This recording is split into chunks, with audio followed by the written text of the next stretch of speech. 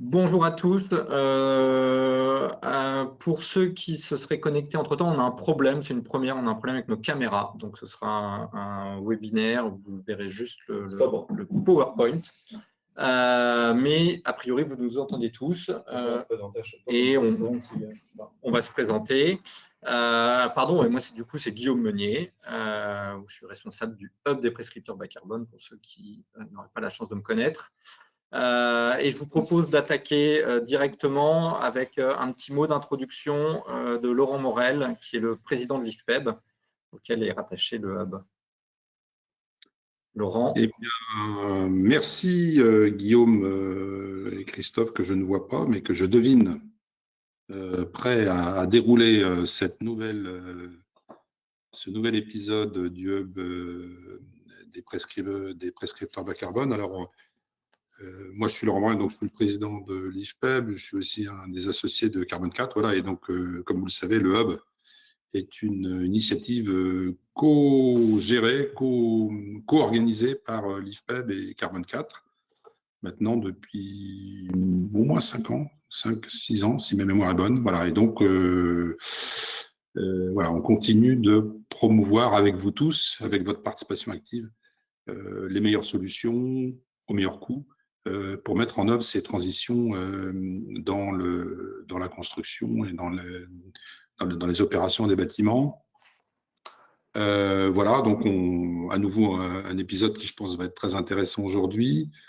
Alors, on l'a intitulé « Bilan et ajustement ». Alors, je voudrais tout de suite dire que, bien sûr, il y a des ajustements, mais il n'y a pas d'ajustement sur l'ambition. Hein, s'agissant du Hub des prescripteurs bas carbone, on est vraiment à la manœuvre tous ensemble là, pour faire advenir des nouvelles formes de construction. Voilà, et passer le cap de ces transitions sans se retourner en arrière. On regarde sur les côtés, hein, on fait attention à ce qu'on fait, mais pas de recul. On avance parce qu'on sait que c'est la sortie par le haut de ces contraintes climatiques sur nos modèles d'affaires. Voilà, et qu'il faut vraiment, il faut pas ralentir l'effort. Voilà. Les prises de position récentes des plus grands dirigeants de la planète nous font comme une ombre portée sur nos travaux, mais donc M. Trump a déclaré que le bilan carbone, c'était la plus grosse escroquerie du siècle. Écoutez, il parle en connaissance de cause, parce que c'est un expert en la matière, mais je dois dire que je pense qu'effectivement, c'est plutôt un bel hommage à ce fameux bilan carbone, finalement, voilà, qui, en fait, est une réussite, tout simplement, parce que c'est appuyé sur des observations physiques, voilà, et on sait très bien tous que c'est indispensable, et on constate tous que c'est aussi parfaitement nécessaire pour la transition. Donc, on ne va pas s'arrêter à ces commentaires. D'ailleurs, très habilement, Xi Jinping, dans la foulée, a dit « mais non, pas du tout, moi, pour ce qui concerne la Chine, on avance ». Voilà, donc vous voyez que le débat a pris une tournure extrêmement polémique et politique. Nous, on ne va pas s'arrêter à ça, on va continuer notre bonhomme de chemin et on va continuer très sérieusement tous ensemble encore une fois, à faire advenir ces nouvelles pratiques parce qu'on sait qu'elles sont faisables, parce qu'on sait qu'elles sont économiquement viables et donc qu'elles sont tout simplement l'avenir de nos métiers. Voilà, donc on avance sur la RE 2020, sur son application. Bon, je pense qu'on dira aussi encore un mot des développements sur la RE 2020 pour la rénovation, hein, qui est l'étape d'après. Voilà, et donc merci à vous tous et toutes d'être contributeurs à cette initiative. Merci aussi aux institutions CSTB, DHUP qui nous soutiennent hein, dans cette action. Voilà, et ça nous permet aujourd'hui d'être aussi, le travail que nous faisons tous ensemble, d'être une voix pour interagir avec le débat politique sur ces sujets. Voilà, je pense qu'on en dira un mot aussi aujourd'hui. Et donc, je passe la parole à Guillaume pour dérouler cette présentation. Bon webinaire à tous et à toutes. Merci beaucoup, Laurent. J'espère que j'ai plus besoin de présenter le hub avec 3 grandes ambitions, essayer d'apprendre et de faire apprendre à toute la filière, mais apprendre déjà au sein des membres, essayer d'avoir les outils et d'agir, d'avoir des actions. Et comme le rappelait Laurent, on essaye d'impacter de façon positive toute la filière du bâtiment. Tout le travail qu'on vous présente, et vous voyez que la partie émergée, mais c'est du travail de longue haleine avec tous ces membres que je ne remercierai jamais assez pour leur temps qu'ils leur donnent. Ça me permet d'en profiter. Si jamais vous voulez nous rejoindre, on accueille bien évidemment tous les gens motivés et qui veulent faire bouger les lignes. Je les présente et ils se présentent, mais aujourd'hui, donc j'ai avec moi Christophe, que je ne présente plus, mais il y a aussi Paco et Eugénie qui sont avec moi, qui vont vous parler de l'Observatoire de l'Aéro 2020. Et on a la chance d'avoir Marine Besson du CSTB qui va nous parler d'OP2E et d'une étude qu'ils ont menée. Sans plus de délai, aujourd'hui, on a voulu faire un point. Alors, 2025 est bien avancé, mais on a passé quand même un cap, je le rappellerai, mais sorti en 2022 et ça fait 3 ans et on est à 3 ans d'écart de 2028. Donc, on est un peu à mi-chemin de ce qu'on pourrait appeler la décarbonation du monde du bâtiment. Et donc, on s'est dit que c'était intéressant de faire un point et peut-être, si vous avez l'habitude de nous suivre, on va essayer d'être encore plus didactique que d'habitude et de repartir de certains éléments fondamentaux, notamment de ce que c'est l'Aéro 2020. Donc pour les experts, désolé, et j'espère que ça servira par contre pour tous ceux qui ne connaissent pas si bien que ça l'Aéro 2020. Donc on va faire l'Aéro 2020, l'état des lieux. Ensuite, on va, à travers l'observatoire du hub qu'on a mis en place, essayer de voir quels sont les leviers pour passer à 2028. Donc ça, c'est les travaux qu'on a menés récemment au sein du hub. Et on va se projeter un peu dans ce qui s'est passé cet été avec le rapport Rivaton et se poser la question du progrès que pourrait entraîner ce rapport ou de la baisse de l'ambition. On va faire un point et on va essayer de vous éclairer sur ce débat qui peut être parfois un peu compliqué. Donc, je vais repartir un peu du début sur l'Aéro 2020, c'est quoi, où on en est, qu'est-ce que c'est. Donc, j'ai reparcouru l'origine de l'Aéro 2020 et on retrouve très clairement les 3 grandes ambitions de l'Aéro 2020 qui sont annoncées publiquement dès 2021, avec sobriété énergétique. C'est toujours important de le rappeler. Peut-être qu'on n'en parle pas assez au sein du hub, mais c'est un enjeu majeur d'être sobre sur l'énergie. La décarbonation de l'énergie et la décarbonation des modes constructifs et de l'impact du bâtiment. C'est 2 sujets qui nous tiennent particulièrement à cœur. Et un point qu'on est en train d'étudier dans le détail au sein du hub et qui n'est pas oublié, qui est la garantie du confort en cas de forte chaleur. Alors, c'est volontaire, j'ai repris textuellement ce qui a été écrit en 2021 sur le confort. On pourrait se poser la question aujourd'hui, vous le verrez dans toutes les slides qu'on réalise aujourd'hui. On parle d'un confort. Il y a un enjeu de santé publique majeur autour de ces fortes chaleurs. Pour que ça soit clair pour tout le monde, autour de ces 3 grands enjeux, vous avez 6 indicateurs réglementaires avec des seuils. Pour chacun de ces indicateurs, on doit atteindre un certain objectif.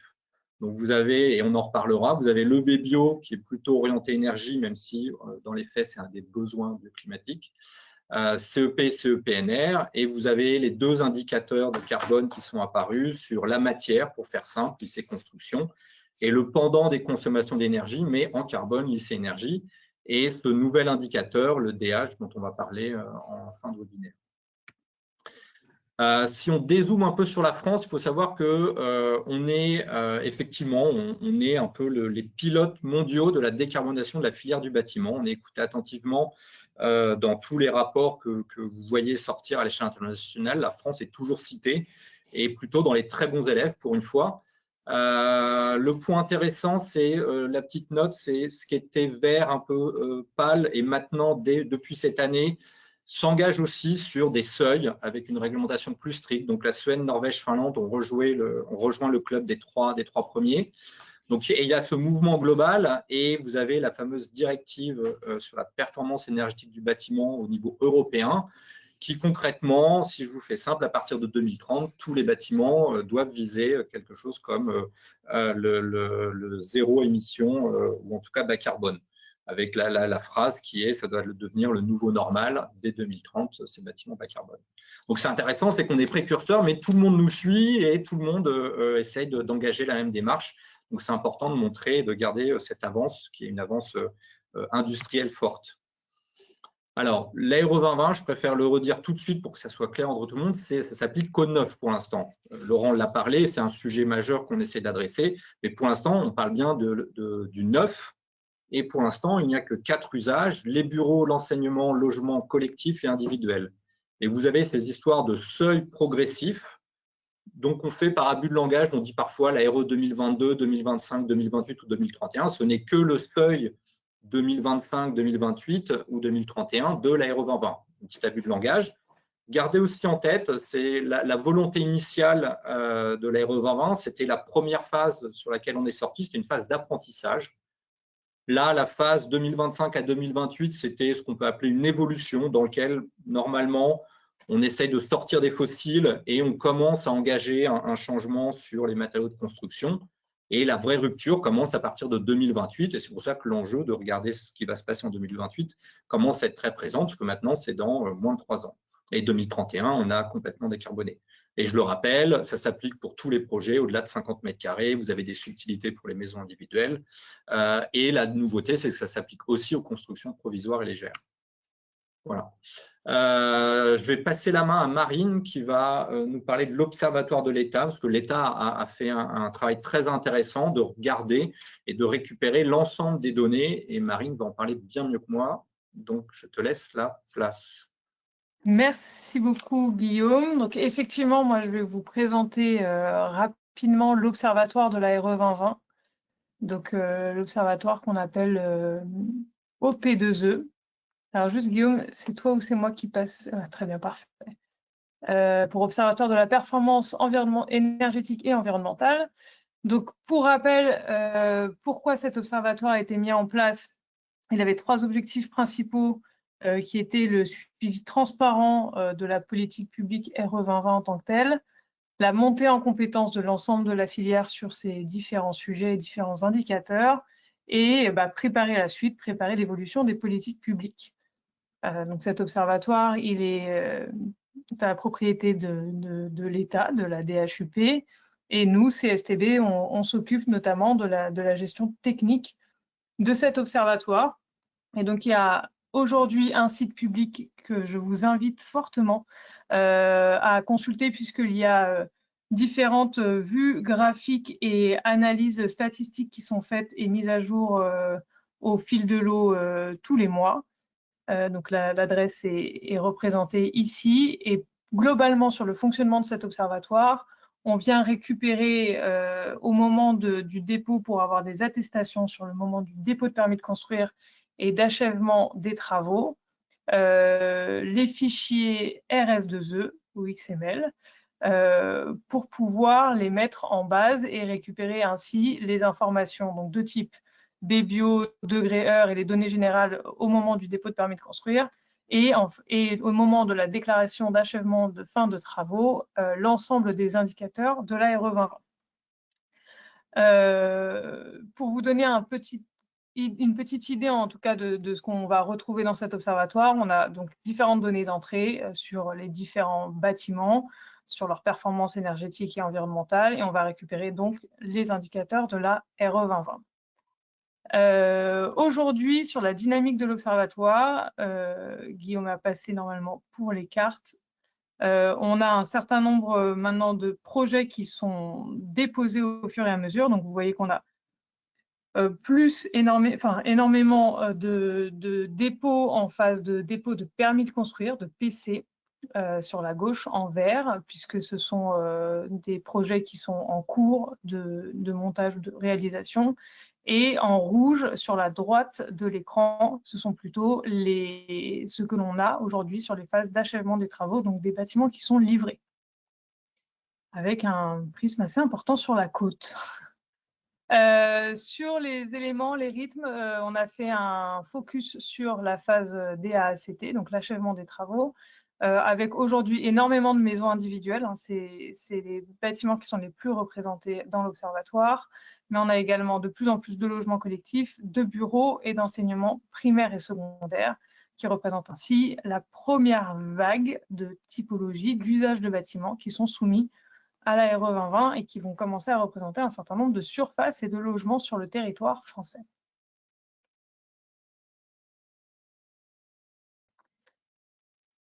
Rapidement, je vous fais une extraction. En fait, c'est un état des lieux finalement des grands enjeux sur les différents indicateurs que l'on trouve dans l'observatoire.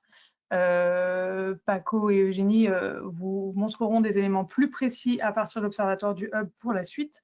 Mais donc là, moi, je fais l'état des lieux, notamment sur la répartition, par exemple, des générateurs de chauffage que l'on peut retrouver sur l'observatoire de la RE 2020 selon les différentes typologies, maisons individuelles, logements collectifs et immeubles de bureaux, avec une croissance, clairement, de la mise en place de systèmes tels que les PAC, dans tout que l'on retrouve dans chacun des usages. Alors, je tiens à dire que notamment sur la partie logement collectif au milieu, la partie en rouge que l'on voit qui sont liés aux chaudières gaz sont du coup des bâtiments qui sont dans l'observatoire puisqu'ils respectaient les seuils 2022, mais depuis l'entrée en vigueur des seuils 2025 notamment, il n'y a plus de générateurs type chaudière gaz.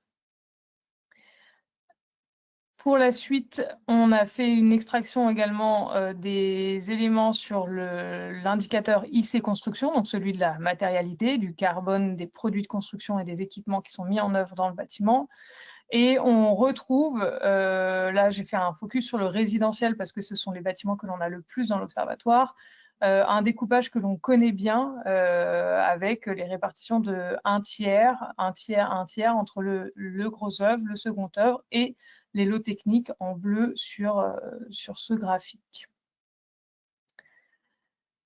Pour la suite, on a fait également une petite extraction sur les degrés-heures, la répartition de cet indicateur degré-heure, donc de confort d'été tel qu'il est décrit dans la RE 2020, avec le choix d'afficher ici par zone climatique finalement les tranches de degrés-heure d'inconfort de cet indicateur de degrés-heure.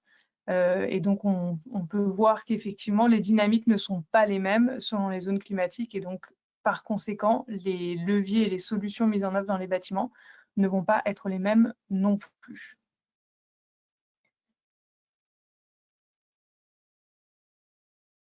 Je te laisse passer. Parfait, merci beaucoup.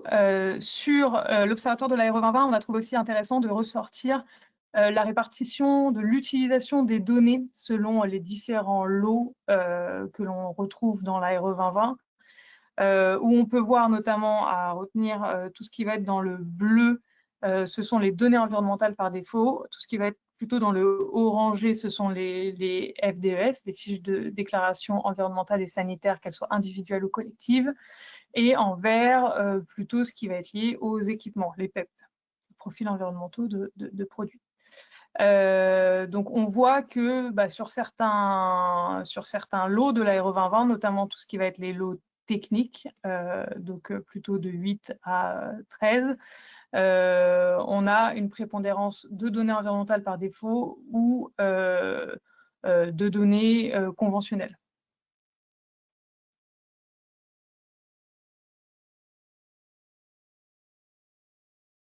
Notamment la transition avec ce que vous allez voir après. On a également fait l'exercice à partir des données de l'observatoire de la RE 2020 de regarder là sur les logements collectifs, sur les bâtiments qui passaient d'ores et déjà les seuils 2028 et 2031, la répartition vis-à-vis de l'impact sur l'IC construction, donc des produits de construction et équipements, des impacts pour les bâtiments qui passaient les seuils en 2022, ceux qui les passent en 2028 et en 2031, et de regarder quel était l'effort, où est-ce qu'était fourni cet effort finalement sur ces bâtiments-là pour atteindre ces seuils. Et ce qu'on peut voir assez facilement, c'est que on reste dans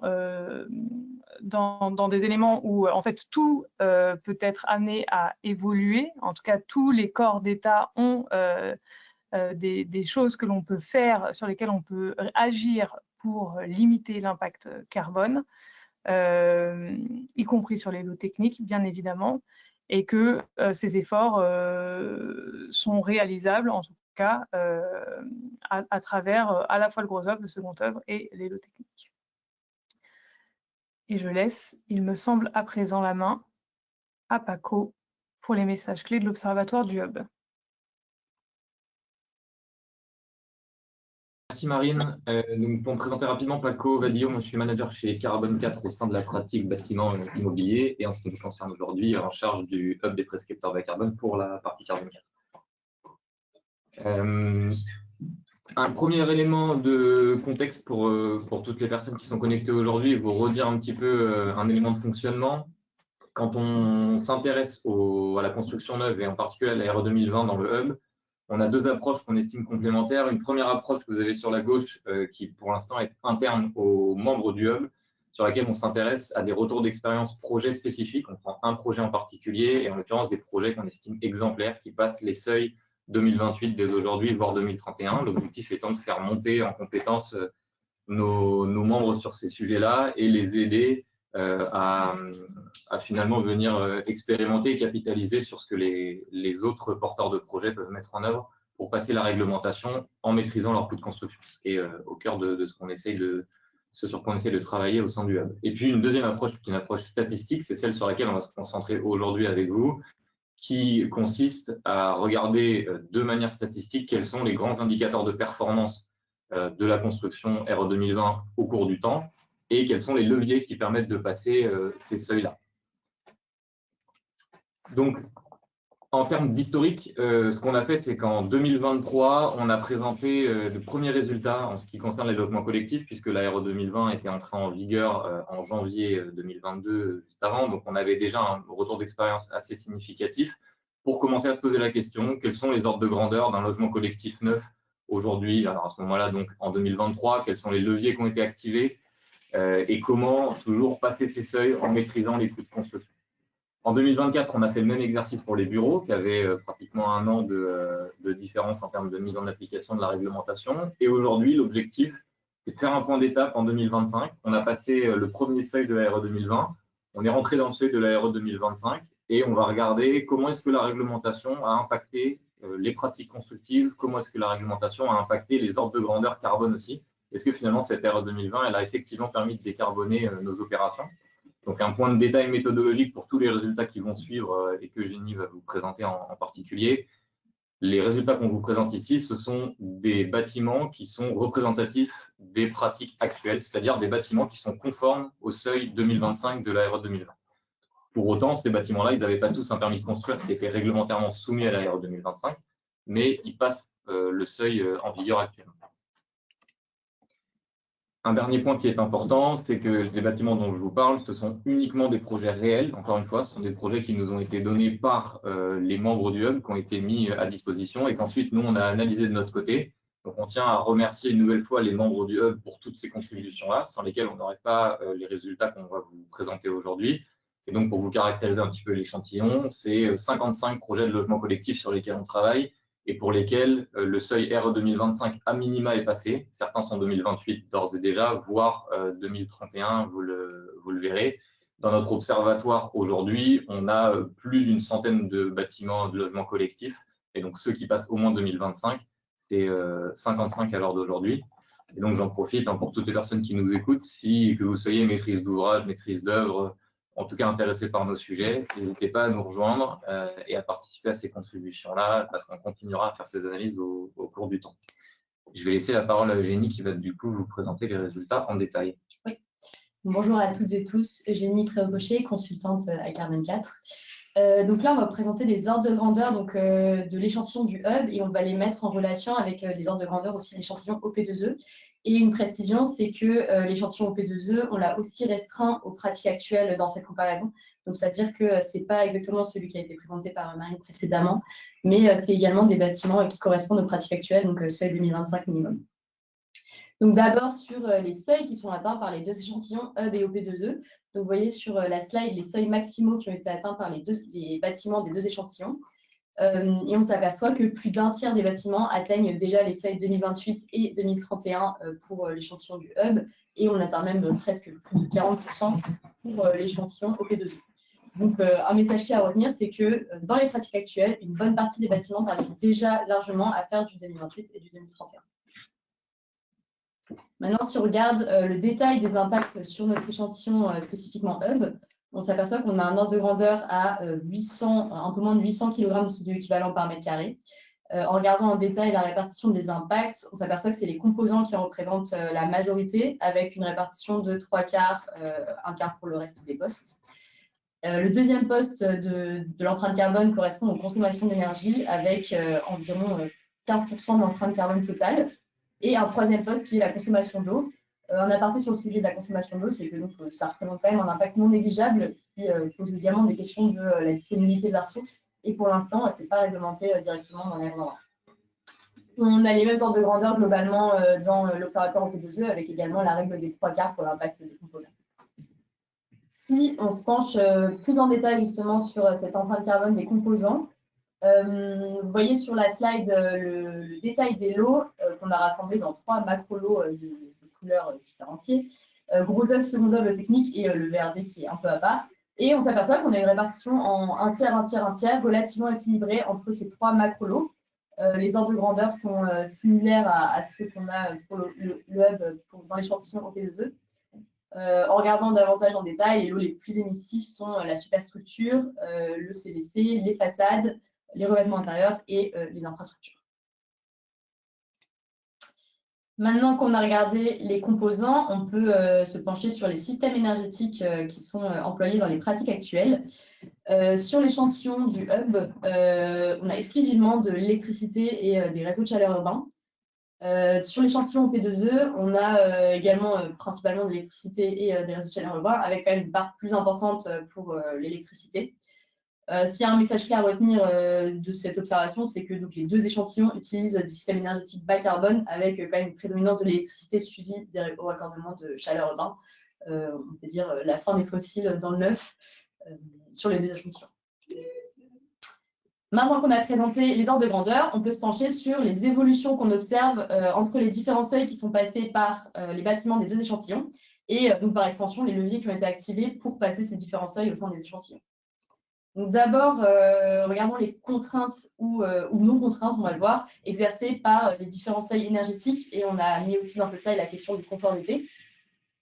Donc vous voyez sur la slide les valeurs en absolu qui sont atteintes pour chacun des indicateurs énergétiques ainsi que pour le confort d'été.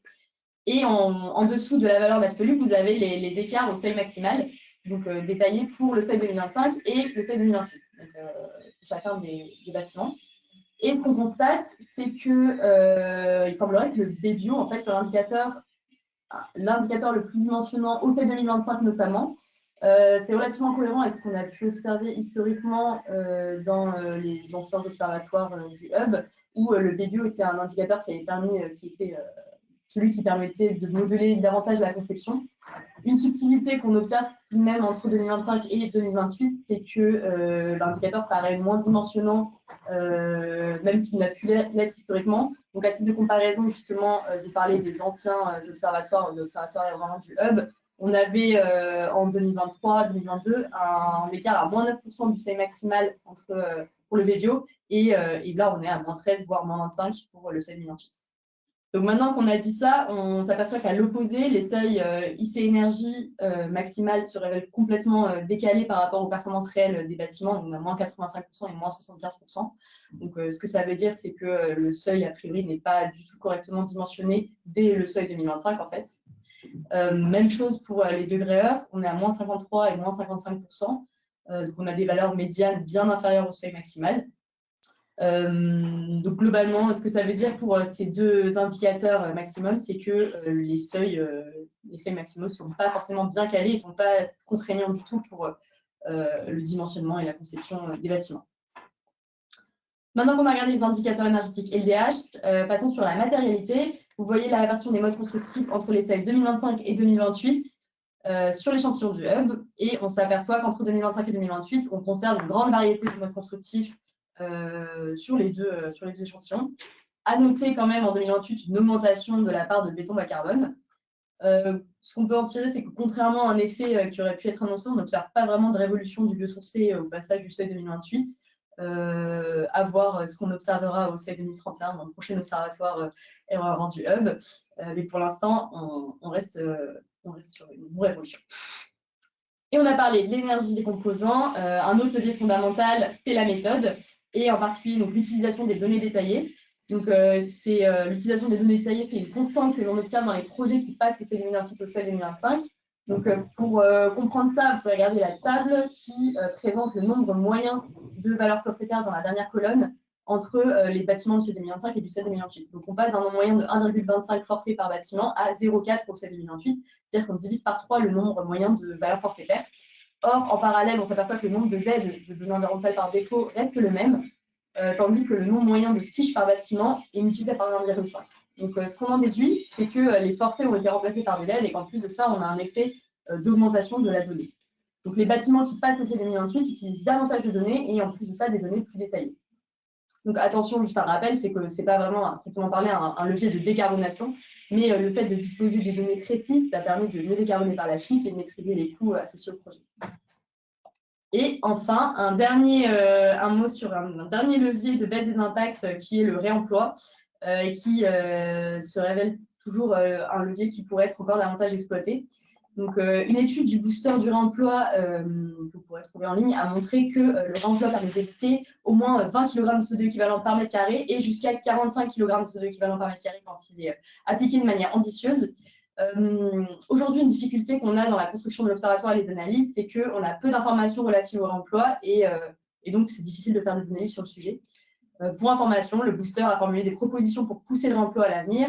Donc d'abord, renforcer évidemment la collecte des informations et également à plus long terme, éventuellement imposer un pourcentage de réemploi minimum pour passer les seuils 2028 et 2031. Maintenant qu'on a vu quels étaient les leviers activés pour passer le seuil 2028 dans les pratiques constructives actuelles, on peut regarder comment les pratiques ont évolué depuis 2 ans.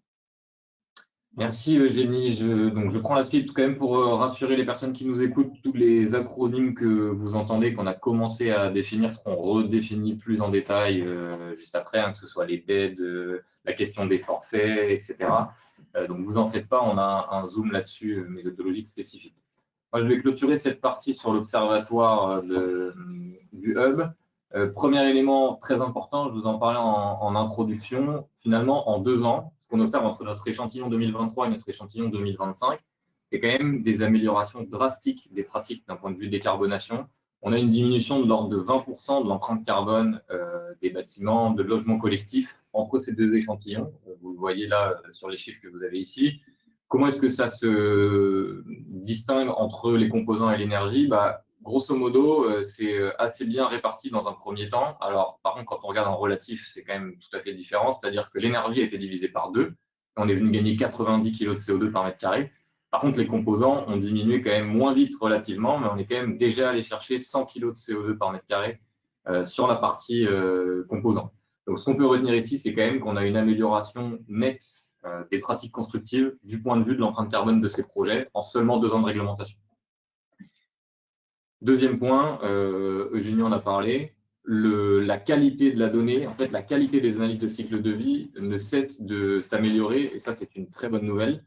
Le nombre moyen de forfaits par bâtiment s'améliore également entre les échantillons. Eugénie vous montrait entre les différents passages de seuil, on voit aussi entre l'échantillon 23 et l'échantillon 25 qu'on est passé de plus d'un forfait moyen par bâtiment à moins d'un forfait par bâtiment. Donc ce que ça veut dire, c'est qu'on a tout un écosystème qui est en train de monter en compétence sur le sujet, autant au niveau des industriels qui mettent de la donnée à dispo que au niveau du cercle des prescripteurs qu'on représente aujourd'hui avec le hub, maîtrise d'ouvrage, maîtrise d'œuvre, qui s'organisent pour améliorer la qualité des ACV et, in fine, pour améliorer la qualité environnementale des projets. Je me tente un petit exercice jamais simple, mais de synthèse de ce qu'on vient de se dire ici. Globalement, nous, on identifie 5 leviers essentiels pour la décarbonation de la construction neuve. Dans un premier temps, la décarbonation de la matière. On l'a dit, on l'a répété. Aujourd'hui, la matière, c'est le premier poste en ACV. C'est plus de 500 kg par mètre carré. Et sur cette question de la matière, il y a un gisement qui est quand même très peu exploité, trop peu exploité, c'est le gisement du réemploi. Et donc, il va falloir structurer la filière pour le faire émerger. Deuxième levier, la sortie des fossiles. Pour le coup, la réglementation a largement fait le boulot. On l'a vu, on est sorti des fossiles aujourd'hui. Il peut rester un petit peu de solutions hybrides, mais globalement, on est sur des solutions énergétiques bas carbone. Et notamment, un point très intéressant, les réseaux de chaleur urbains progressent très vite et ils progressent aussi parce que leur décarbonation progresse. Et donc, en parallèle, ce qu'on voit, c'est qu'aujourd'hui, l'énergie, c'est moins de 100 kg par mètre carré en ASTV. Donc, 5 fois moins que la matière. Troisième point, le stockage carbone. Là, pour le coup, la révolution biosourcée qu'on a attendue en 2025 n'est pas là. Elle ne semble pas non plus faire de place en 2028. Donc là, c'est plutôt une mise en perspective et une petite question d'alerte.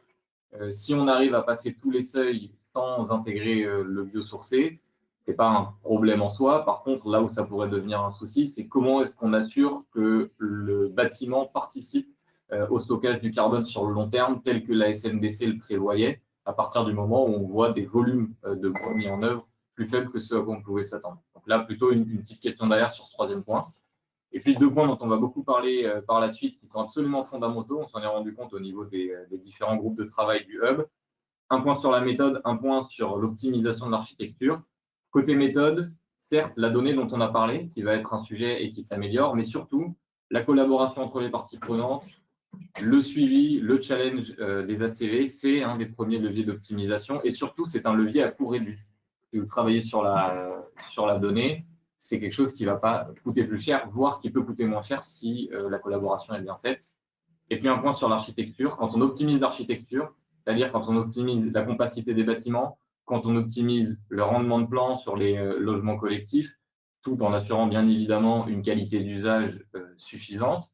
Quand on joue sur les taux de vitrage également, là on a des leviers fondamentaux parce qu'encore une fois, on optimise et l'empreinte carbone et les coûts de construction. Et donc moi je vais m'arrêter là et repasser la parole à Lifted justement sur ces questions d'optimisation de l'empreinte carbone et de coûts de construction. Très bien. Donc bonjour à toutes et à tous, Christophe Rodriguez. Je vais à présent vous proposer qu'on passe à la dernière séquence de ce webinaire. On va se projeter sur la suite, l'évolution de la RE 2020, et donc il était impossible de faire l'impasse sur le non moins célèbre rapport Rivaton. J'en profite pour faire un pas de côté. L'IFPEB, que je dirige, a participé à la concertation qui avait été lancée par la DHUP, et donc on s'est permis de vous partager les analyses de l'IFPEB qui n'engagent que l'IFPEB. Je remercie nos amis de Carbone 4 avec lesquels on anime les travaux du hub, et je salue le CSTB qui a accepté de faire des interventions. Mais j'insiste, les analyses du rapport Rivaton, ce sont les analyses du chef de l'IFPEB qui n'engagent que ceux qui les écoutent et ceux qui seront convaincus par ce qu'on va vous raconter.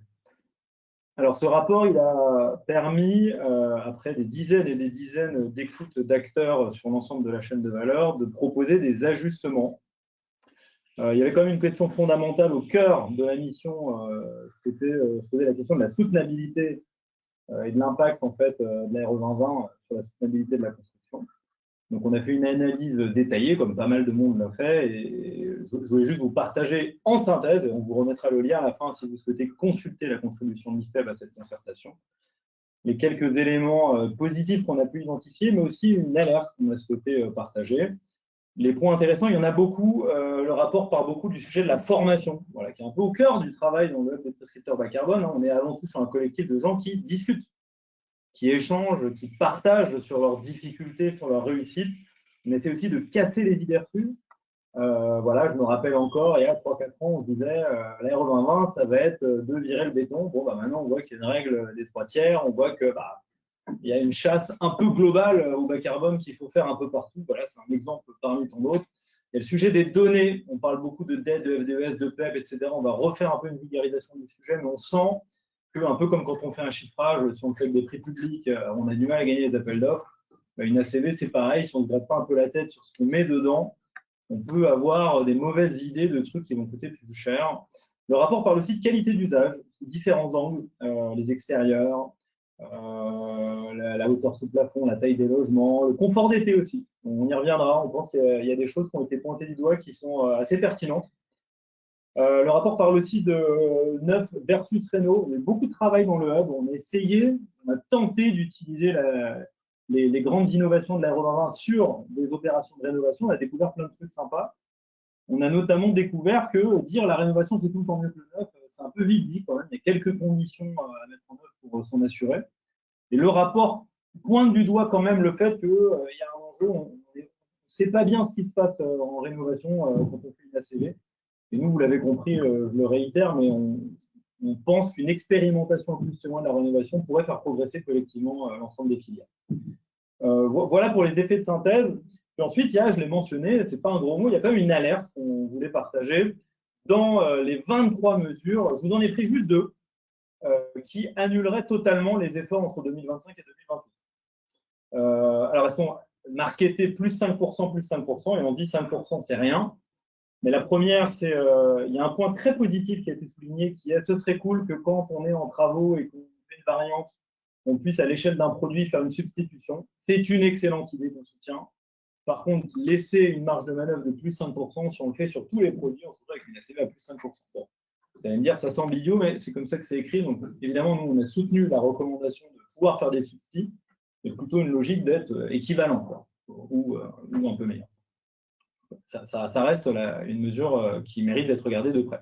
La deuxième, c'est la norme A2. Alors, la norme A2, c'est un truc de super expert, où vu de Mars, on se dit, si les données qui nourrissent la CV ont changé, quand même pas ennuyer tout le monde avec les impacts de ce truc-là, il faut le neutraliser. C'est extrêmement pertinent et très facile à comprendre.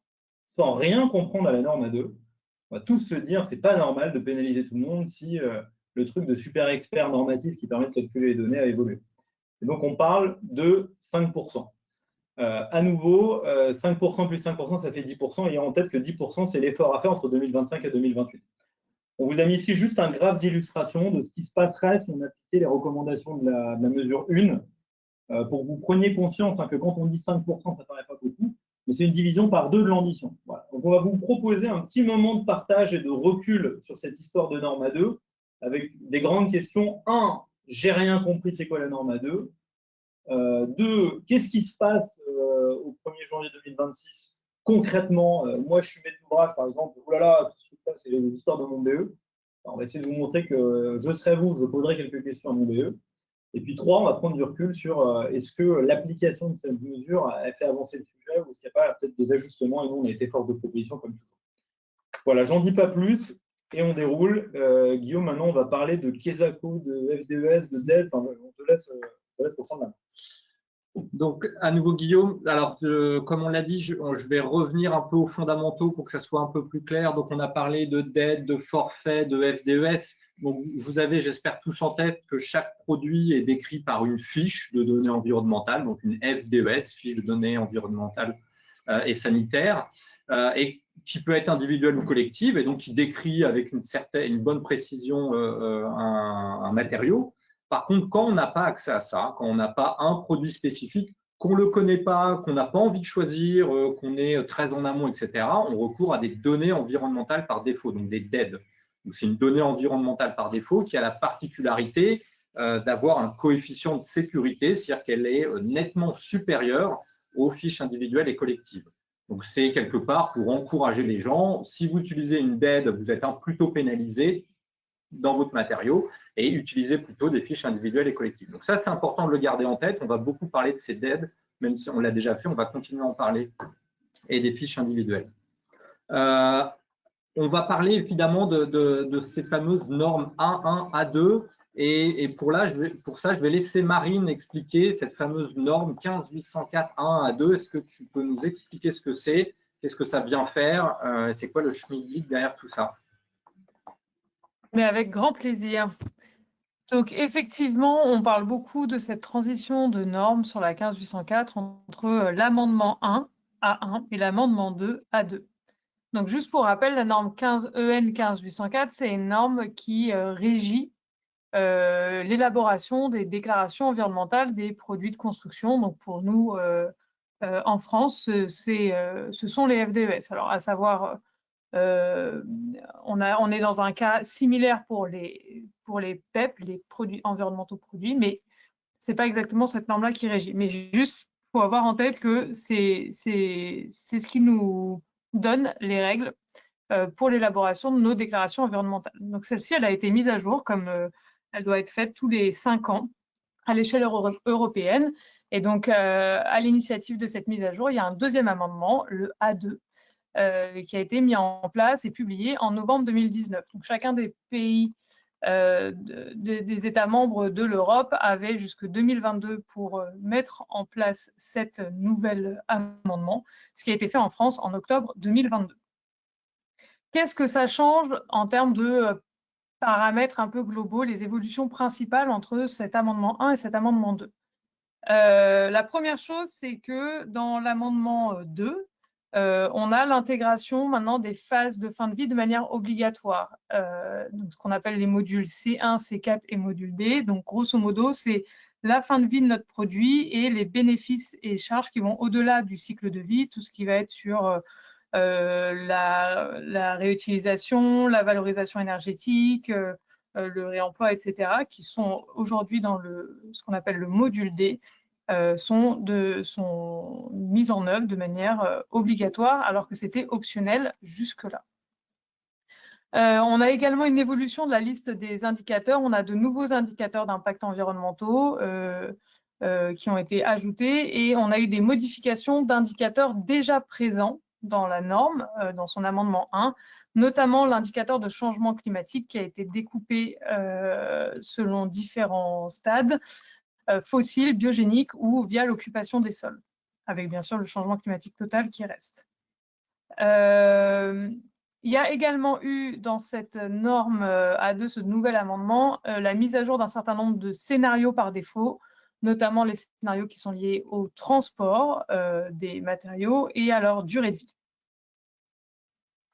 Dans les autres évolutions que l'on peut lister qui sont importantes à avoir en tête, des évolutions liées à la façon dont on vient déclarer les FDES qu'on appelle de gamme, les FDES qui viennent représenter plusieurs produits de construction, plusieurs références commerciales, avec une évolution de la façon dont ces FDES de gamme sont cadrés et des demandes plus spécifiques là-dessus.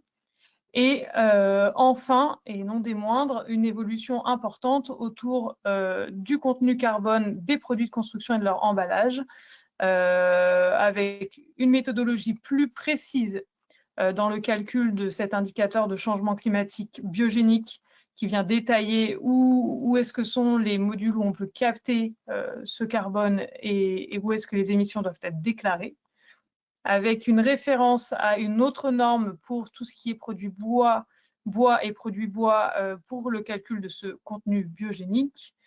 On a maintenu, ça existait déjà dans la 1, le fait que la compensation carbone était interdite.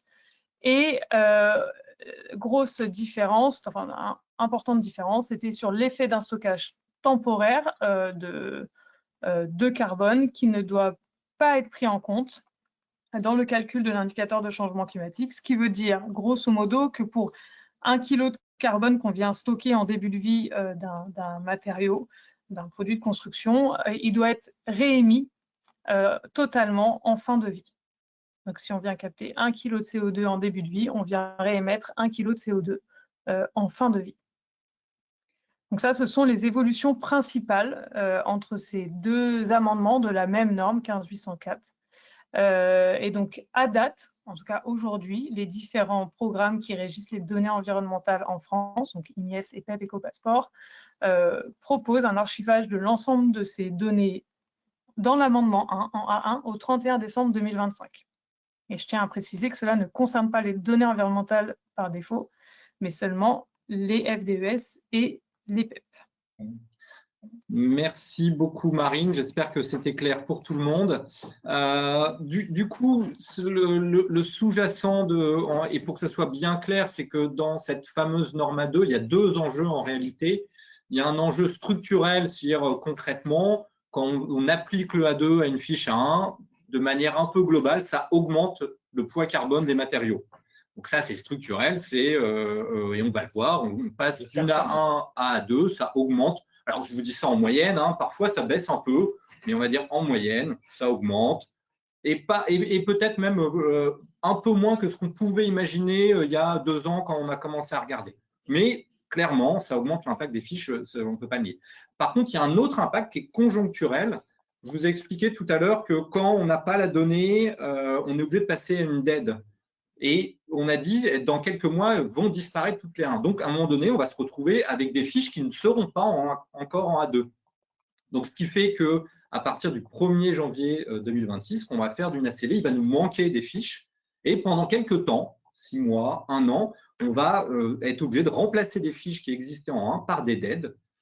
Et là, comme je l'expliquais, mathématiquement, un peu indépendamment de tout ce qu'on essaye de faire pour décarboner, le chiffre de la CV va augmenter. Et ça, c'est conjoncturel. C'est comme, on l'a vu, la base Ignace augmente très régulièrement quand il est donné, les industriels font un gros travail de fournir des fiches. Ça va prendre un petit peu de temps. On a pris un peu de retard et je sais pas, il n'y a pas de durée, mais on estime que 6 mois, 1 an, on devrait arriver à rétablir le cap de ce qu'on a fait jusqu'à présent. Donc, il faut bien séparer les 2 enjeux quand on parle du A2, structurel et conjoncturel. Ce qu'on a fait, c'est qu'on va vous présenter 2 études de cas. On va un peu vous représenter celle qu'on a fait au sein du Hub, mais on va la mettre en parallèle de celle du CSTB qui est intéressante aussi. Et ces études de cas, à chaque fois, elles partent toujours un peu sur le même principe. C'est on a une ACB dans laquelle on a testé de remplacer toutes les 1 qui sont encore valables aujourd'hui en se projetant au 1er janvier 2026. On n'a plus le droit de les utiliser, donc on les remplace par toutes des A2 strictement identiques ou équivalentes. Voilà, c'est ce qu'on appelle la transposition. Ensuite, le travail, c'est évidemment quand on met des dead ou quand des données disparaissent, on peut essayer de trouver un produit équivalent en 2025. Donc, le travail, il est relativement simple. C'est mon produit, je peux mettre un produit équivalent avec évidemment une équivalence structurelle, acoustique, avec toutes les contraintes qui vont bien, mais j'essaie de trouver un produit équivalent quand c'est possible. Ce n'est pas possible tout le temps. Et donc ça, c'est le travail qu'a fait le CSTB que Marine va vous présenter. Et au sein du Hub, on est allé un peu plus loin et on va vous représenter les éléments saillants de l'étude. C'est qu'on s'est projeté fin 2028 et on s'est dit, fin 2028, il y aura plein de nouvelles fiches qui vont apparaître, les dead vont être améliorées et on s'est projeté, finalement, si je fais mon ACV 1er janvier 2028, j'aurai plein de nouveaux produits et je vais le rappeler, mais on ne s'est pas non plus projeté dans un monde merveilleux. On a essayé d'être finalement assez sobre dans nos choix. Et donc, vous allez voir les 2 études. Et donc, Marine, je te relaisse la place pour présenter ce que vous avez fait sur l'impact de la norme A2. Oui, merci beaucoup. Donc, la question, elle est effectivement de se dire, donc il y a un impact à l'échelle de nos produits de construction et équipements. Qu'est-ce que ça va donner à l'échelle de nos bâtiments et est-ce que ça va avoir une influence sur les seuils tels qu'ils sont portés dans l'ARE 2020? Donc pour ça, on a regardé, on a pris dans l'échantillon de l'observatoire plusieurs bâtiments, des maisons individuelles et logements collectifs, avec dans l'étape de projet, regarder l'état initial de ces projets-là, s'assurer de leur complétude notamment, faire une transposition stricte des données de A1 de l'amendement 1 à l'amendement 2 si la donnée était existante et à défaut, remplacer la donnée manquante par une donnée environnementale par défaut. Donc ça, c'est le premier scénario. Et le deuxième scénario, c'est on a mis à jour les données quand elles étaient existantes en A2. Et sinon, on a essayé de chercher, plutôt que de substituer simplement par des données environnementales par défaut, on a essayé de substituer par, lorsque c'était possible, des données spécifiques de produits équivalents. Voilà pour un peu le cadre de l'étude. Rapidement, pour vous donner des éléments, donc état initial, c'était le bâtiment tel qu'on l'avait. Transposition, je rappelle, on a simplement pris celle qu'on pouvait passer de A1 à A2 strictement. Le reste a été remplacé par des données environnementales par défaut. Et optimisation, on a cherché d'autres données spécifiques équivalentes. Donc, on observe de toute façon une augmentation de la part de données environnementales par défaut, quel que soit le scénario, plus important dans la transposition, bien évidemment. Mais surtout, on observe que lorsque l'on fait l'effort de réaliser une optimisation, c'est-à-dire d'aller, plutôt que de mettre simplement des données environnementales par défaut, d'aller trouver des données spécifiques équivalentes en termes de caractéristiques de performance, finalement, l'augmentation de l'impact induit par cette transposition de normes A1 à A2 restait limitée, et la substitution de produits compense en grande partie la hausse associée à ce passage de la A1 à la A2 sur les produits. Merci beaucoup Marine, c'est mieux quand on met le micro en route. Donc c'est intéressant, c'est qu'on voit il y a presque une forme d'annulation, mais il y a quand même ce 4% qui traîne, et comme on l'a dit tout à l'heure, ce n'est pas complètement anodin ce 4%. Et donc on va vous représenter ce qu'on avait fait, qui est l'étape d'après. Parce que l'enjeu, ce qu'on a bien rappelé au début, c'est 2028 où il y a cette rupture. On a parlé d'une rupture au tout début. C'est finalement quand je vais faire mon ACV 31 décembre 2027 ou 1er janvier 2028, qu'est-ce que ça va donner? Donc, c'était un peu le travail. Et je vous donne tout de suite la conclusion pour rappeler ce qu'on a déjà dit plusieurs fois à l'instant. C'est la méthode et la donnée, c'est un des enjeux majeurs pour atteindre le seuil 2028. Et donc, je commence à l'envers. On est arrivé au résultat, c'est qu'on pouvait gagner plus de 110 kilos, soit 70% de l'effort pour atteindre 2028, juste en choisissant bien la donnée, en faisant ce travail précis de faire une ACV très précise, en essayant d'éviter les forfaits au maximum et en choisissant les matériaux.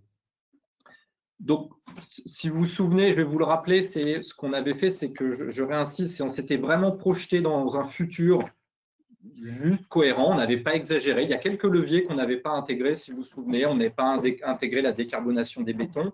Donc, on a essayé d'être relativement sobre finalement dans nos choix, mais on s'était projeté et on avait déjà anticipé, nous, dans l'étude, on avait anticipé le 15 kg rouge, c'est effectivement l'impact du A2 qui augmentait le poids carbone de l'ACV.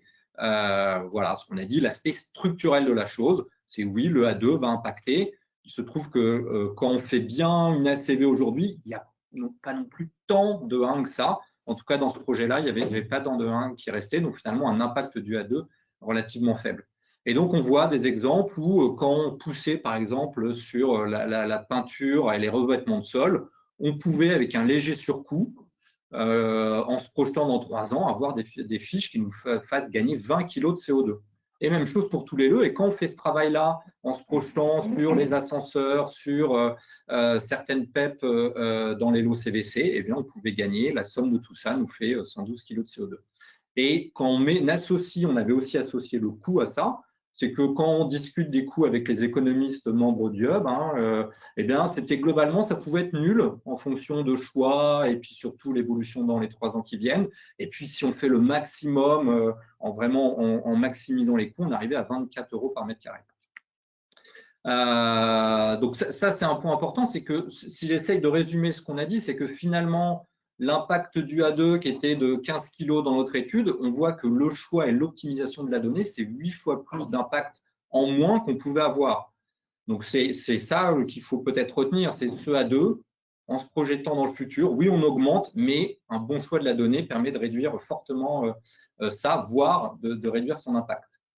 Ensuite, je ne sais pas si vous vous souvenez, on avait poussé vraiment loin, et puis donc, première étape avec Pouget Consultant. Deuxième étape, on se dit forcément, il faut qu'on travaille plus.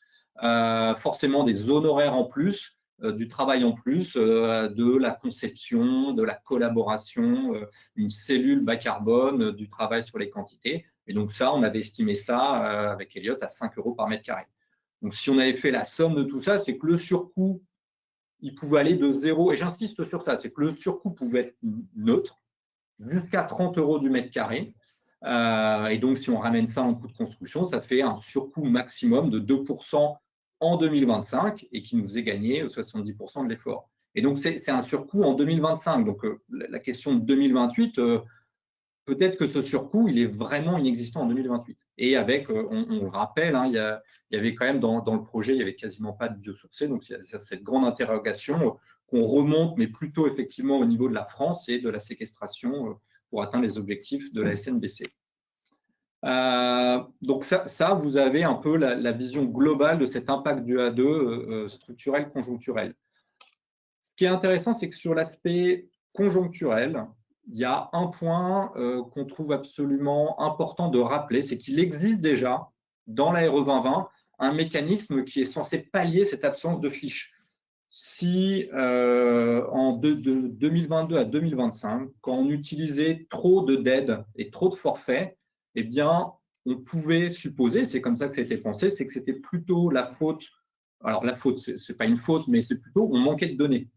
Et donc, il y avait une modulation du seuil qui permettait d'augmenter notre seuil et avec en fonction de la quantité de dead et de forfaits qu'on utilisait. Donc, ça, c'était plutôt avantageux, l'objectif. L'objectif, c'était, on se dit, on évite de trop pénaliser, on sent bien que tous les industriels doivent faire le travail, les maîtrises d'œuvre doivent appréhender, les utiliser, etc. Ça doit être chiffré, etc. Donc, on augmente notre seuil. Ce MI-DEAD, tel qu'il est décrit pour l'instant dans la RE 2020, de 2025 à 2028, il est neutre. Il n'y a pas d'aide. On considère que les 3 premières années ont permis, pour le dire simplement, d'avoir un INIES bien rempli. Et le MI-DEAD tel qu'il était pensé, par contre, à partir de 2028, il y avait une forme de pénalité, ce qui est un peu logique. 6 ans de RE 2020, les gens qui font des ACV en mettant trop de dead, et alors surtout à réception, à la limite, c'est pardonnable au PC, mais à réception, on a choisi tous nos produits, on a les industriels qui ont fait le job, les maîtrises d'œuvre, les maîtrises d'ouvrage, on s'est chiffré, etc. Donc là, le seuil est baissé. C'est ça l'objectif du MI-DEAD, il existe. Et pour l'instant, en vrai, en ce moment, il est transparent parce qu'il vaut 0 quoi qu'il arrive. La proposition qu'on fait pour contrebalancer cet effet conjoncturel qui va durer 6 mois, 1 an, c'est on peut se dire qu'on remet en place le MI-DEAD pendant 6 mois, 1 an, peut-être jusqu'en 2028. On n'a pas étudié la durée précise de laquelle il faudrait mettre ce MI-DEAD, mais pour absorber l'écart qu'il existe entre la quantité de données 1 qui vont disparaître et les A2 qui vont arriver dans le temps, on remet en place ce MI-DEAD et on neutralise cet effet très conjoncturel. Donc c'est ça, c'est un point important qui était un peu absent des débats et qu'on trouve important de remettre en avant. Et on a toujours trouvé que ce MI-DEAD était plutôt intelligent. Et ce qui a fait dire à beaucoup de monde, c'est que dans le futur, on sera obligé d'utiliser des FDS, on ne sera pas obligé, si on sera pénalisé. Donc voilà, ça c'est la proposition que l'IFPEP fait pour répondre à cette problématique du moment. Voilà, donc ça c'était sur le A1, A2. J'espère qu'on a bien clarifié ce sujet qui est un peu technique, mais comme l'a expliqué Christophe au début, qui finalement peut avoir un impact très fort sur les ambitions de la RE 2020 et nos ambitions de décarbonation. Je voudrais revenir un petit peu sur l'inconfort d'été, qui est un sujet. Alors bon, maintenant, peut-être qu'on va finir par l'oublier pendant les 6 mois qui viennent, mais ça va revenir à l'agenda en mai. On va en entendre parler à nouveau. Et j'aime bien le dire en ce moment, c'est que vous avez en tête, c'est que dans les années 50-60, il y avait une canicule par décennie, voire 2. Et maintenant, c'est plutôt 2 canicules par an, par été. Donc, c'est un sujet majeur de santé publique, donc il faut l'appréhender. Peut-être pour redire, franchement, la RE 2020 est fait pas mal le job. Si vous devez garder quelques idées en tête, c'est, j'en ai listé 5, on pourra en lister plus, mais on va dire, il y a un nouvel indicateur, c'est le degré heure. Il n'est peut-être pas si facile que ça à appréhender. C'est un volume d'inconfort. Alors, pour ceux qui sont fanats de kilowattheure, c'est comme des kilowattheures, c'est une quantité par une durée. Mais voilà, donc c'est un chiffre un peu bizarre, mais il est intéressant parce que ça met en corrélation des pics et des durées, et ça, c'est intéressant, on aime bien. C'est calculé en confort adaptatif. Donc ça, c'est le trait rouge que vous voyez. Ça aussi, c'est plutôt intelligent. C'est quand il fait chaud, très chaud à l'extérieur, on accepte plus facilement du 28. Quand il fait froid à l'extérieur, 26, c'est déjà très chaud. C'est une température opérative. C'est aussi un peu malin. Ce n'est pas simplement la température de l'air, mais il y a aussi la température des parois qui impacte. Donc, c'est un peu plus intelligent que simplement il fait 28 degrés dans la pièce. Ensuite, là, un point important, c'est que quand c'est calculé avec un fichier caniculaire. Alors, on dit souvent, c'est la canicule 2003 qui a été utilisée. C'est-à-dire que quand vous avez votre indicateur qui vous dit vous avez très chaud, pas très chaud, eh bien, c'est intégrant une canicule 2003. Donc ça, c'est malin, ce n'est pas des consommations, on a déjà l'impact. Et puis après, un autre point, c'est la climatisation, que je climatise ou pas, et les systèmes techniques n'ont pas d'impact sur cet indicateur. C'est bien toutes les solutions passives, les brasseurs d'air, la ventilation, qui vont avoir des effets sur l'impact pour le réduire. Et ensuite, dernier point, qui est aussi assez malin dans la RE 2020, c'est que vous avez un seuil maximal. Alors, pour faire simple, qui est globalement à 1250. Ce n'est pas vrai dans tous les cas, mais vous retenez ce chiffre-là, il est assez simple à retenir. Quand vous êtes au-delà, vous n'avez pas le droit de construire, vous n'êtes pas réglementaire.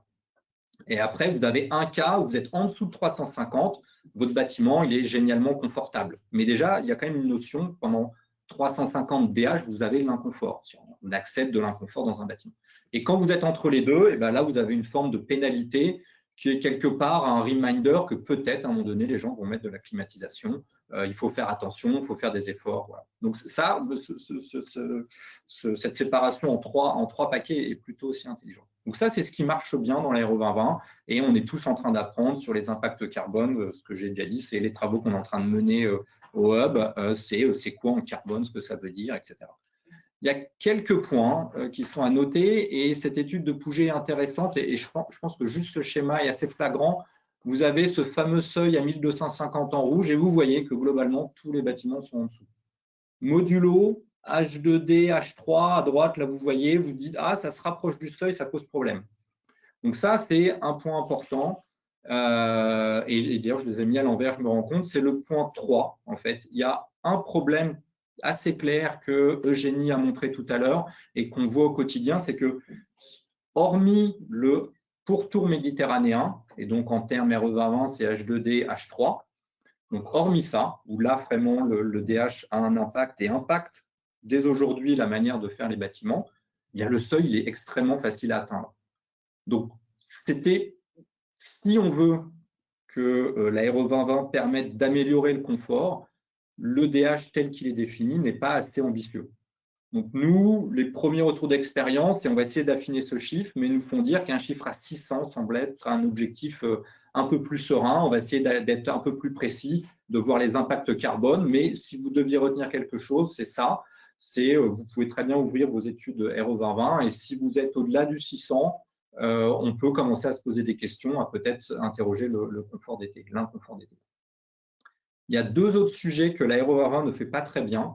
Le premier, si je reprends le premier, c'est j'ai dit que la RE 2020 incluait un fichier caniculaire 2003. Ce qu'on s'aperçoit, c'est que ce n'est pas assez compliqué en réalité. On l'a déjà dit et il y a une très belle présentation du CSTB et de l'ADEME et de Météo France sur les fichiers de météo de la TRAC, donc de la trajectoire d'adaptation au changement climatique. Et donc, on a maintenant à disposition des fichiers par zone géographique de l'RE1 et qui se projettent dans le temps, donc à plus 2 degrés, plus 2,7 et plus 4 degrés, ou dit autrement 2030, 2050, 2100. En fait, pour l'instant, dans les premières études qu'on a menées, ce serait intéressant de se dire qu'un indicateur pédagogique, donc on pourrait appeler le DH 2050, ce serait de faire les études avec le canicule extrême de la TRAC en 2050. Voilà, c'est un des deux fichiers qui existent pour le plus 2,7 degrés. Et donc, on pense que ce serait intéressant de faire ça directement intégré dans l'Aéro 2020. Ce serait souhaitable. Après, vous, dans vos études, vous pouvez le faire parce que maintenant, on a les fichiers à disposition. Et on essaye de voir comment on atteint des objectifs raisonnables avec ce fichier météo. Et dernier point qui manque et qui est plus compliqué dans l'Aéro 1, c'est intégrer l'îlot de chaleur urbain. Alors, il n'est pas partout, hein, il est dans les zones urbaines denses, Paris, Bordeaux, Toulouse, etc. Et là, en fait, on pense qu'on pourrait intégrer une modulation en fonction de la présence ou non de l'îlot de chaleur. On peut noter d'ailleurs que c'est intéressant, c'est que le CSTB a travaillé un indicateur équivalent DH qui prend en compte l'îlot de chaleur urbain. Donc, on pense que ça pourrait être une amélioration. Donc, retenez ça, c'est que l'Aéro 2020, c'est un très bon point de démarrage pour étudier l'inconfort d'été. Elle a quelques limites et on commence à réfléchir à des ajustements et on propose au moins déjà ces trois-là pour améliorer l'Aéro 2020 et que vous pouvez déjà intégrer dans vos études en allant un peu plus loin que simplement l'Aéro 2020. Voilà, on arrive au bout de notre webinaire et je pense que pour une fois, on est plutôt bien dans le timing. Je vais laisser le mot de la fin à Christophe avec quelques points qu'on voulait porter à votre attention. Tout à fait. Juste avant qu'on passe la slide, merci beaucoup. Il y a eu beaucoup de questions. J'ai essayé de répondre à la plupart. Il y en a très techniques qui ont été posées, donc je pense qu'on les rebalayera ensemble. Vous l'avez compris, l'objectif aujourd'hui, c'était de prendre un peu de recul, de se rappeler ce qu'on s'était raconté sur les objectifs de l'Aéro 2020 et puis voir un peu les avancées. Moi, je retiens qu'il y a déjà des bâtiments qui réussissent 2028-2031. Je retiens qu'il y a quand même pas mal d'avancées. On sent que la phase d'apprentissage a commencé à opérer lourdement, mais on sent qu'il y a des ajustements et que ça fait sens en fait de prendre le temps d'en parler. Donc, si on se projetait à présent sur quelles sont les prochaines étapes de l'Aéro 2020, nous, la première chose qui nous a semblé être du bon sens, c'est que c'est une réglementation qui est innovante. On a parlé de l'Europe, mais en fait, elle est innovante au niveau mondial. Donc, on pense que c'est loin d'être idiot de se mettre autour de la table de temps en temps à intervalles réguliers. Alors là, c'était une mission passée par la ministre à Romain Rivaton. Why not? Mais bon, ça pourrait être tout simplement un moment revoyeux où on se met autour de la table, on discute. Après, si on veut éviter que les discussions soient caricaturales, c'est-à-dire qu'il faut aller plus vite ou il faut aller moins vite, on pourrait peut-être se donner des objectifs. On en a proposé 5. Voilà, on pense que tous les 3 ans, c'est loin d'être idiot de se poser la question de où on en est en termes d'acculturation, d'apprentissage. Comment la boîte à outils de la décarbonation a évolué, parce qu'on voit que les solutions évoluent et puis leur coût aussi, comment les choses évoluent. On sent qu'il y a un sujet énorme sur la donnée qui revient sans cesse. On est obligé de mettre un peu les mains dans le cambouis et de comprendre ces histoires de dette, de DES, de PEP. Regardez aussi la décarbonation effective, parce qu'on s'était raconté plein de choses. On a fait un clin d'œil au Big Bang biosourcé qu'on n'est pas en train d'observer. Voilà, est-ce qu'on est à l'aise avec ça ou est-ce que ça pose question par rapport au plan initial? C'est une question qui est posée. Et puis le sujet du confort d'été, où on sent que l'on voit des DH moins 50%, or pour tour méditerranéen, on sent qu'il y a des choses qui se passent. Bon, ça nous semble être un bon sens de se dire mettons-nous autour de la table et prenons le temps d'échanger. Le plus simple pour échanger, c'est d'avoir un rapport objectif neutre sur la base duquel on discute tous. Le rapport Rivaton, il a ouvert des sujets intéressants. Il a fait des recos qui méritent quand même de discuter avant de les mettre en œuvre parce qu'on voit que tout ça, c'est une mécanique complexe et que ça va vite de se dire je bouge juste un curseur de 5% et sans faire exprès, j'effondre l'objectif. Donc, voilà, ça reste quand même un moteur très technique, l'Aéro 2020. Donc, on a essayé aujourd'hui, j'espère qu'on y a réussi à faire un effet de vulgarisation, de prendre le temps de parler des sujets, de les décrypter au maximum pour que chacun puisse se faire son idée de quelles pourraient être les prochaines étapes. Donc, si on se projette dans le futur, priorité numéro 1, on pense que pour accompagner la réussite de l'Aéro 2020, c'est bien d'avoir ces moments d'échange et c'est positif. Encore une fois, il faut que ce soit sur la base de données, d'analyse de données, de retour d'expérience neutre, objectif qu'on met sur la table et puis après on débat, on échange. Ça, c'est la première recommandation qu'on serait tenté de faire. Le deuxième sujet, et je vais terminer par là, c'est l'après 2030. À nouveau, pour ne pas tomber dans les caricatures de « Oh là là, attendez, laissez-nous digérer 2030 avant d'aller plus loin » ou « Attendez, il y a 17 autres sujets qu'il faut qu'on aborde », il faut quand même se souvenir qu'il est coutume que chaque réglementation, chaque génération de réglementation nous fasse découvrir des nouvelles thématiques qui font progresser collectivement la filière. La RT 2012 avait inventé le BBO. Bon, il y avait un petit sujet de calage de seuil, je ne sais pas, pour les plus anciens d'entre vous, rappelez-vous, le BBO, on ne regardait pas trop, il n'était pas super bien calé. Mais c'était trop cool le BBO, c'était un indicateur qui nous forçait à faire de la conception bioclimatique, regarder la course du soleil, etc. On voit qu'avec l'Aéro 2020, maintenant le BBO, ça devient un truc stratégique. Donc c'est bien qu'on ait fait ce progrès-là. L'Aéro 2020, elle a amené 2 grandes innovations. On regarde l'ACV, on commence maintenant un petit peu à connaître quand même collectivement, et puis elle a commencé à parler de confort d'été. Si on se projetait après 2030, c'est clair que l'axe 1, c'est de poursuivre la démarche. Voilà, de se dire, est-ce qu'on peut aller plus loin? Quel est le niveau de maturité collective qu'on a atteint? Il faut qu'on poursuive parce que, sauf erreur, on n'est pas encore neutre en carbone et il y a une accélération de l'emballement climatique, donc ça vaut le coup de le faire. Le premier axe qu'on pourrait questionner. Le deuxième, c'est le gros de l'enjeu décarbonation, c'est le stock existant. Donc le neuf, c'est génial, ça pourrait être un laboratoire d'innovation en termes de réglementation, en termes de solutions, en termes de pratiques constructives. Mais le neuf, ce n'est pas l'épaisseur du trait, mais pas loin. Donc, le cœur du réacteur, c'est l'existant. Et sur l'existant, on a une rénovation qui date d'il y a bien longtemps, qui est la RT globale, la RT élément par élément, machin, etc. Certains d'entre vous la connaissent. D'autres l'appliquent sans faire gaffe parce qu'elle n'est pas si difficile que ça à appliquer. Donc voilà, nous, on milite pour qu'il y ait pas à pas une convergence neuf existant.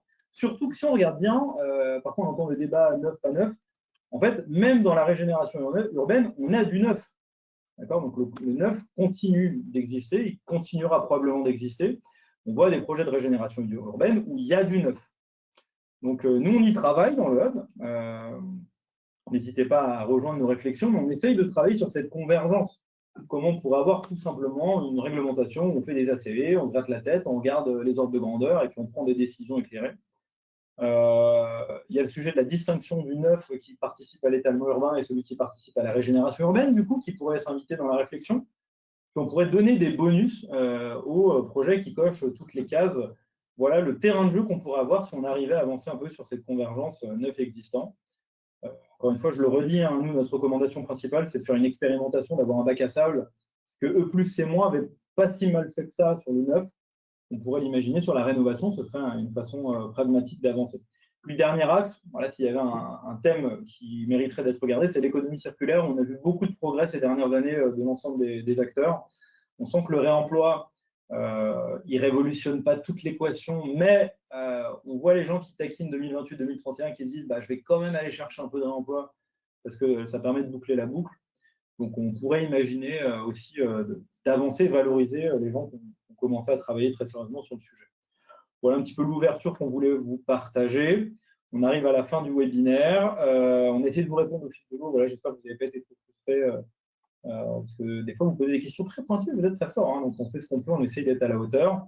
Si on passe sur la dernière slide, je le redis, merci aux financeurs du Hub, 90 acteurs, promoteurs, entreprises de travaux, foncières, cabinets d'architecture, sociétés d'ingénierie, économistes de la construction. Merci à vous de passer du temps avec nous, de se gratter la tête avec nous pour produire un peu tous ces contenus.